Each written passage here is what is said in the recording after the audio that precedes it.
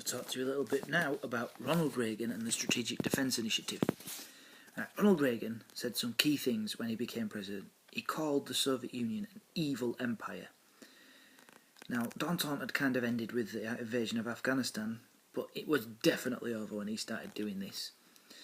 He said he was going to, it was his intention to, and this is his quote, maybe I should do this, to dump communism on the ash heap of history. That's the end, just in case you needed to know.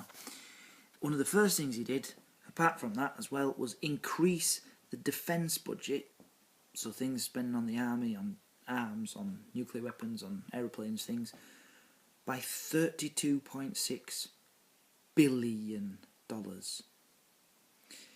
He was convinced that the Cold War could be won, and he thought the way that you could win it was by ramping up the arms race. He saw the strikes going on across Eastern Europe, especially in Poland, as we've talked about in another bit, and he thought, well, the people in Eastern Europe, they can't get enough food to eat because the governments are spending so much on the military, so if we ramp up the arms race, the cracks are going to start to appear. And in many ways he was kind of right.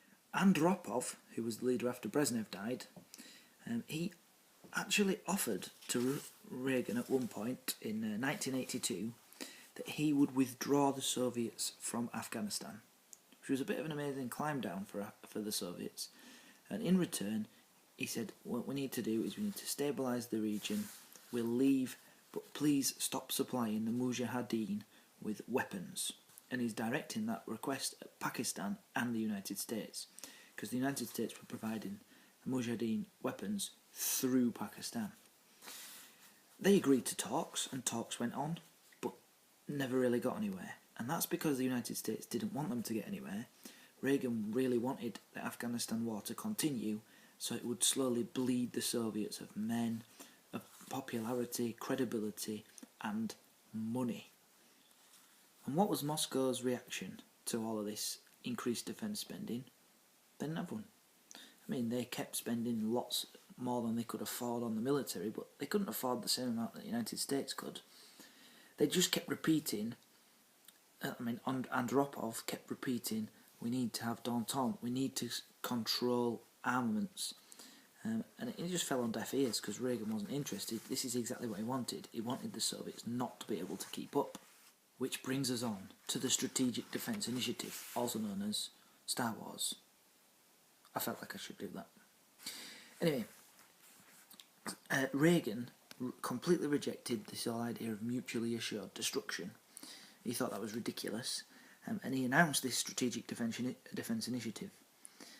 Andropov's response to this was to call Reagan mad and irresponsible that he would try to get the United States ahead in the arms race so that the United States could win a nuclear war, which is what Andropov was accusing him of.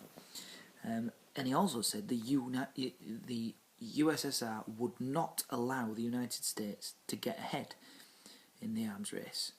I mean, he said this, but there was not much he could do about it. I'll also have a bit of a, a side effect, because the Western European allies of the United States were also annoyed about this Strategic Defence Initiative, because the shield that would stop nuclear weapons was for America, not for Western Europe, so they felt a bit vulnerable. But Reagan pressed on ahead anyway and started paying loads and loads of money into research for this Strategic Defence Initiative that never actually got built, but the threat of it was enough to really ramp up tension in the Cold War and to help cracks start to appear, because the Soviets could not keep up with this arms race. One thing that might be a little bit overlooked is that Reagan provided a lot of support for solidarity and the Catholic Church, especially in Poland, because, well, he wanted to undermine communism, he wanted to roll it back. That's what he said, the phrase is used, because he's trying to defeat communism.